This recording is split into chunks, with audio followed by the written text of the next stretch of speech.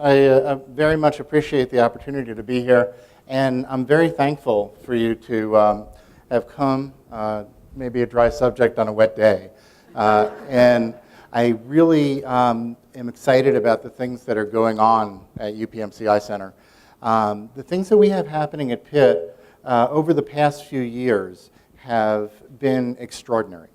And over the past few years, we've seen really promising advances in fields like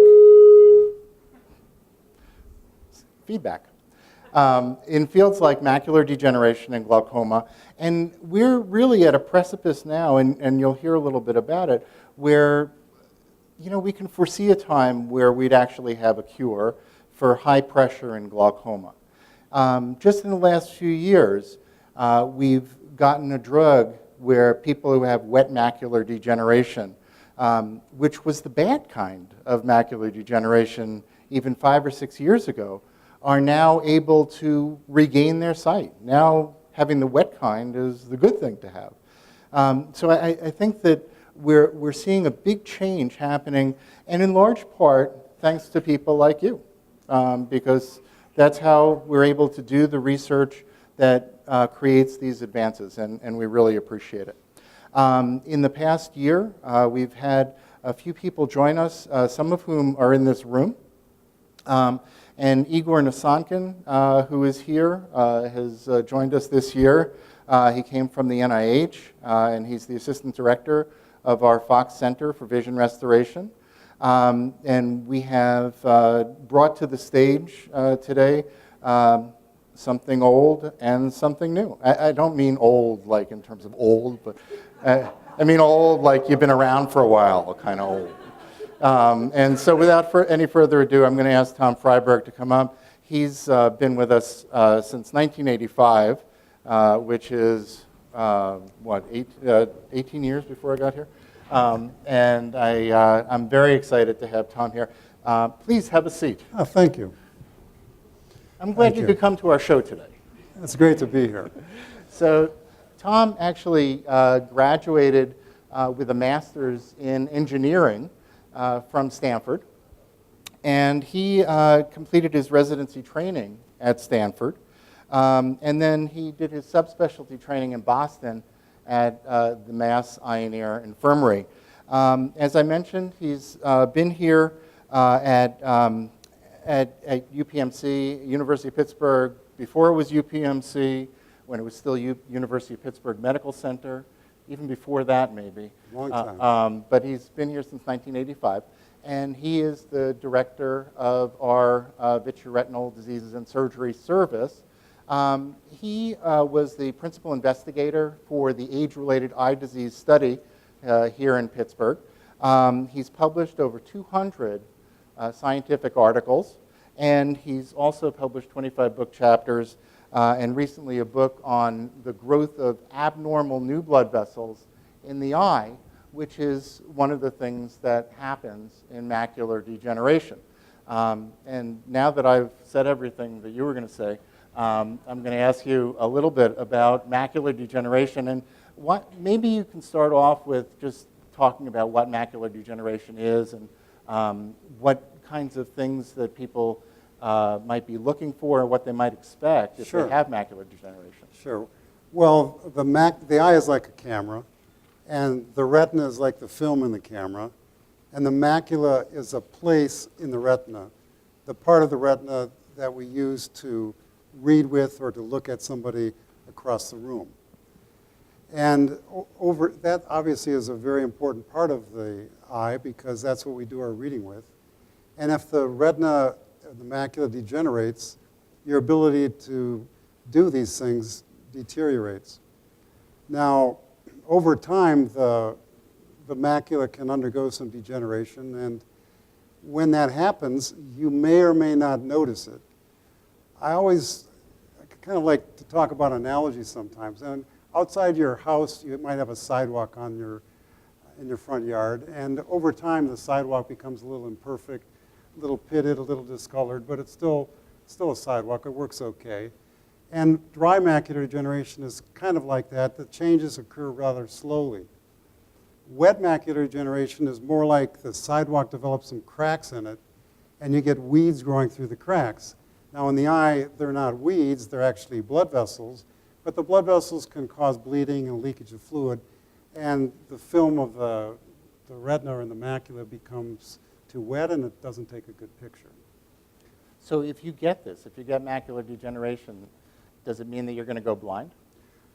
No, and that's a very good point. It's a kind of a misconception because people say, oh my gosh, I got macular degeneration, for sure I'm going to go blind. Actually, and one of the nice things about being someplace for so long, you see patients for a long, long time, and probably the majority of patients with macular degeneration, depending on how you define it, but the majority don't go blind. They actually keep good visual function. Over time, there are some things that we can do to decrease that risk. Would you like me to tell you something? Sure. Yeah. Well, That's why I asked you here today. right. So first of all, if you have macular degeneration, you might not even know you have it.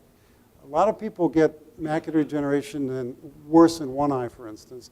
But since the other eye is good, you might not notice it until you covered the good eye. So you can have macular degeneration without knowing it. And really, to have the diagnosis, you have to see an eye doctor. It is the #1 cause of blindness in people over the age of 50. And we have some ways to keep it from progressing or decreasing the chance of progressing. And that was what the original age-related eye disease study looked at. There was this idea that vitamins and antioxidants might have a positive influence on macular degeneration.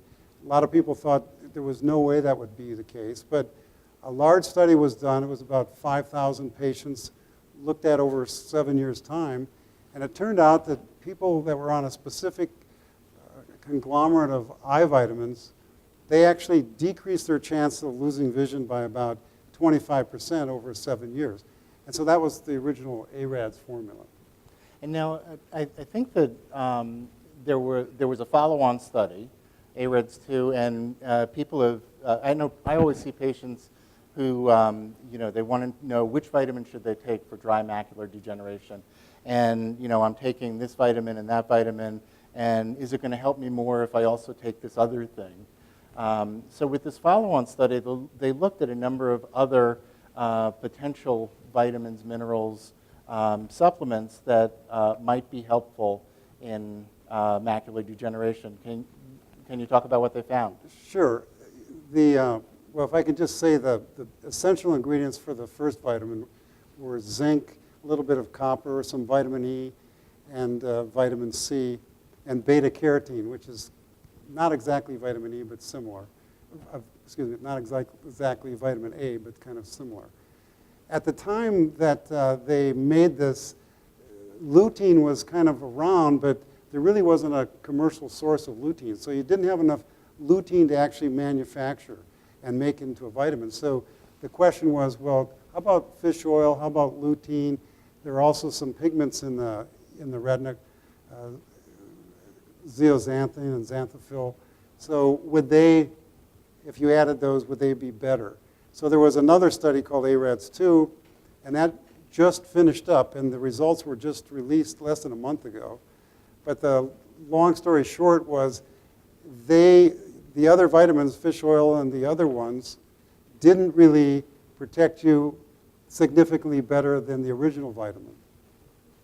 But there was a small caveat, and that's if you're a smoker, smoking is really bad for macular degeneration, but if you're a smoker, you shouldn't be using beta-carotene. You should be using the one with lutein. So if you sort of told your patients to use ARADS formula with lutein, you'd probably be fine.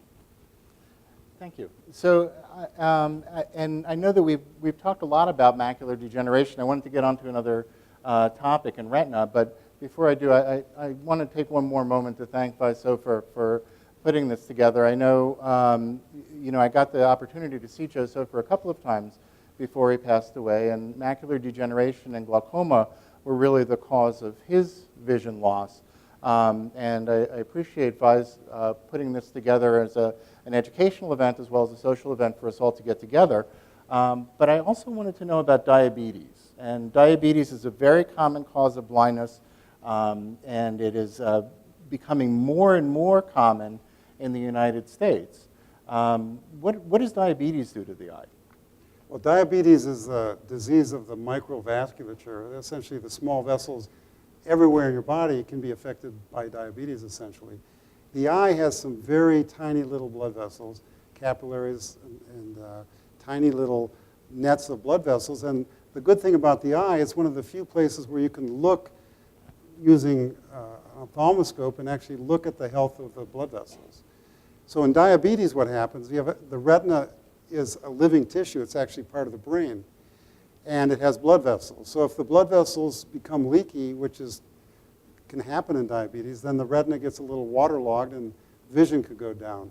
The other thing that can happen is sometimes those little blood vessels can close, and your eye tries to compensate by making new blood vessels called neovascularization. That's a bad deal because those new blood vessels are kind of fragile and they can bleed, and your eye can fill up full of blood, and you can lose your vision, right now. Last question, and on both diabetes and macular degeneration, what sort of treatments that are new do you think have most benefit for patients? And also, what do you see in the near future, and what are you working on now to help people with these diseases? Sure. Well, a long time ago, if you had diabetic retinopathy, they'd take out your pituitary gland. They'd do brain surgery to help your eye. Now, then laser came about, and that sort of was what was treated, the method of treatment both for macular degeneration and for diabetic retinopathy. But then, as you mentioned, we have these new pharmacological agents, new drugs that can be placed in the eye and can keep blood vessels from leaking and keep blood vessels from growing. The reason we put them in the eye is in order for them to get to where they're supposed to be, you would have to give so much of it in a shot or IV that you would become very, very ill. So right now we put them in the eye, and they don't last a long time. You have to repeat the treatment. So one of the things that obviously repeated injections is a burden, very much a burden for the patient, the family, and you have to come in every month or two. It's a lot of work for everyone. And if we could have a longer acting treatment, that would be very beneficial. So we're working on a drug platform that would allow the drug to be slowly released in the eye and decrease the number of injections required. Would you, I know I said last question, but this really is the last question. So would you say that there's anything special about PIT that enables you to do that kind of research? Yeah, absolutely. I mean, the research now is really done collaboratively, and if you have some colleagues that are interested and that are bright, you can really do a lot more than you can by yourself. So just as I think you arranged for some people just to come to our department, and I saw this guy out in the hall, and I started talking to him about what he was doing. He was working in bioengineering, and we sort of had some concepts that might overlap, and then we started this project, and it's been really a lot of fun, and we've made some progress. I think it might come up to be something that's useful. That's very exciting. Thank you very much, Tom. Thank you.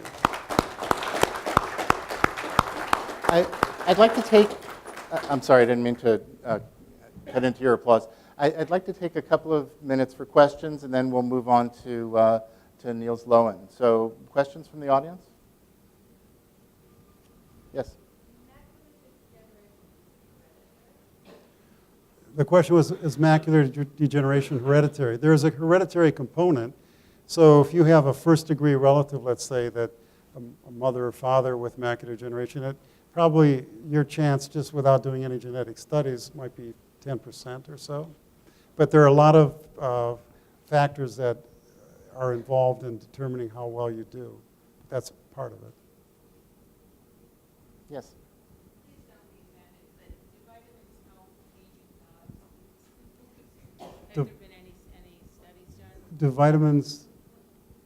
Do vitamins, are they effective on animals, on dogs, aging dogs for You know, I'm not very familiar with the veterinary literature, but I wouldn't be surprised if it is. You know, obviously there are many animals, especially dogs, that have a lot of eye conditions. Exactly. So it very well might be beneficial. I don't know of the studies, though. Okay. Thank you. Other questions? Yes, please.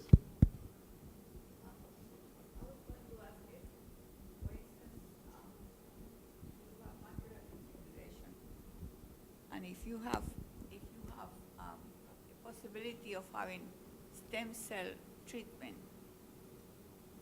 could you have stem treatment if you have already macular degeneration?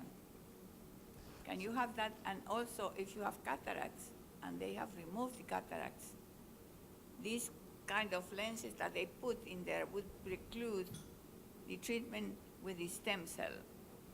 Okay, so stem cell treatment for macular degeneration. Well, one of my colleagues is going to speak more about that, I think, but there are some clinical trials going on right now in the world, but so far there's really only been a couple handfuls of people that have been treated with stem cells for macular degeneration, but so far I'd say it's promising, but not really perfected. Yeah, I would agree with that. There's a company that is doing studies in the U.S. and elsewhere that has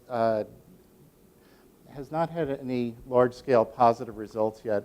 There are a couple of anecdotal cases, in other words, one or two patients who people talk about who have done well, but not any large scientific body of evidence yet for stem cells. And yet it is extremely promising. Again, it's sort of like we're on the cusp of being able to regenerate the part of the retina that's lost in macular degeneration. Right behind you is Igor Nasankin, who is wearing the blue tie, and he would be happy to talk to you during the break about stem cell therapy. As I mentioned, he's the assistant director for the Fox Center, and his specialty, his special area of interest is stem cells for the retina. And last question from George Berger. Yes, just a practical problem. I'm trying to limit my vitamin intake to 37 vitamins. And which one do each of you take for your eye health that might combine many of the vitamins that you referenced to keep the number under 37? You're the retina specialist. With respect to macular degeneration, I wouldn't take an ARADS vitamin just to take a vitamin. I would be more likely to take a Centrum Silver and maybe some lutein as a chaser. So I take the same thing that you do, but without the chaser. Yes, really the last question.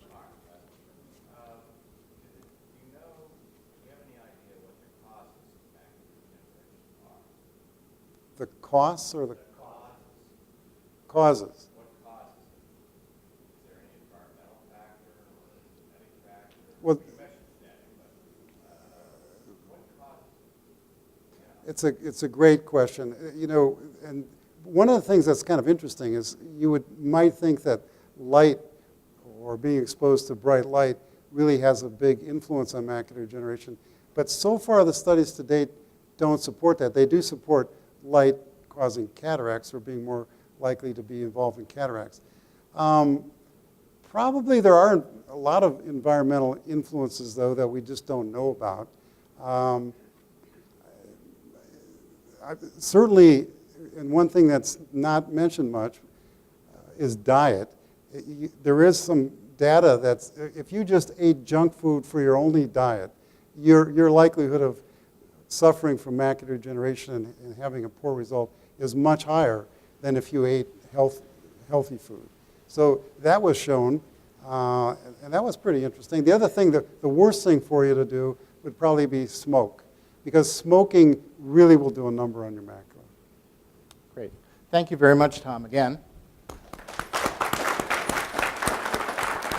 I'd now like to, please have a seat. I'd now like to ask Niels Lowen to join us on the stage. He's an assistant professor in the Department of Ophthalmology, and he's the director of our glaucoma service as well as our electronic health record. But he won't be speaking about the latter today unless there are any burning questions about our electronic health record.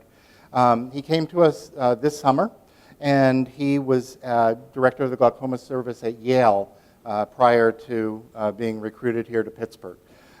He received his MD in Germany at University of Freiburg and his PhD at the Mayo Clinic and University College in London. His internship was in Tübingen, Germany, and Tübingen, of course, is known for subretinal prosthesis.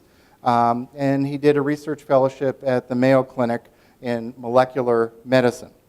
He completed his residency at Northwestern University and his glaucoma fellowship in San Diego. He's authored over 21 peer-reviewed articles and 6 book chapters. Thank you for being here, Niels. Thank you, John. You have great weather here. I'm glad I came to Pittsburgh. So, Niels, I wanted to ask you a little bit about glaucoma. And specifically, I know that we have a lot of people here, who, let's say, are over 40. And do you think that the over 40 age group has anything in particular to be concerned about with glaucoma? Is it more common in any age groups? So this is an interesting question. The chances of getting glaucoma increase as we got older, and very similar to the things that we just talked about. Why do we get macular degeneration? Why do we get glaucoma? Why does this increase? Why do your chances increase as we get older? Well, and the sort of a cynical answer is, well, these morbid human bodies are not made to last that long. So it is simply, as we live longer lives, our life expectancy originally was maybe around 26 years or so at the time of the Neanderthals, and even 100 years ago it was about the same. Now that we have modern medicine, we live longer, and that's when your outflow in the eye can fail, where the intraocular pressure can go up as a result, and other tissues in the retina, neurons that don't divide, they cannot replace themselves, just like the optic nerve. Once a neuron is gone, it's gone. And so that's why, as we get older, our chances increase to suffer more losses. So with macular degeneration or diabetic retinopathy, people might have symptoms that would bring them in to see the doctor. How about with glaucoma?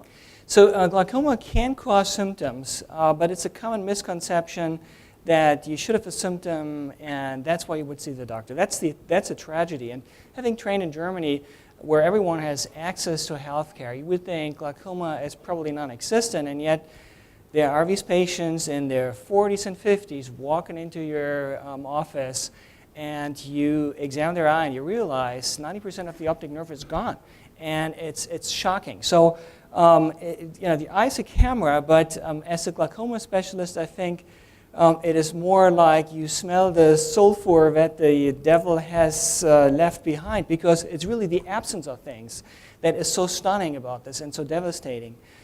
So glaucoma typically does not cause symptoms, and when it causes symptoms, it's often too late. So getting eye exams when you're hitting 40s is important. So how about treatment? Treatment's changed, right, in the last, say, 100 years. 100 years ago, we were at the top of the pyramid. We had a disease, we knew what caused it, and we had a drug to treat it, right? How about now? Well, what is the cause of glaucoma? So I already gave you the answer. We live longer than we had evolutionary pressure to make our eyes last that long. But really, why does this tissue fail? Why is it failing? And the answer is we still don't know. Glaucoma already was described more than 2,000 years ago by Hippocrates and Ovid. And in the medieval ages then, a brilliant physician, Bannister from England, described a hard eye with finger palpation, the eye is hard, the optic nerves are cupped, and it's irreversible. And we are at this stage, even today, that we don't really know why this happens, why the pressure goes high. We know that a tissue that is sort of a strainer in the eye, if you think of your kitchen sink and you've done some vegetables in there. Things can obstruct the strainer, and when the strainer obstructs, the water rises and the pressure rises.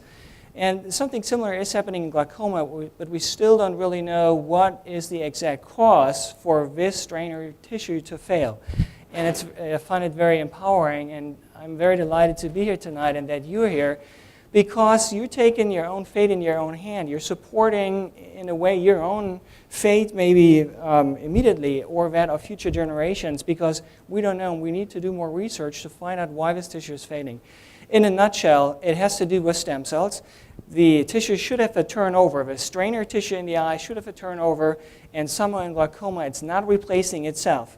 Dr. Du and I, who work on stem cells off this outflow structure, and I try to regenerate it in my research interest, we know that there are stem cells living right next to it. So the question is, why don't these stem cells just migrate down and replace that strainer?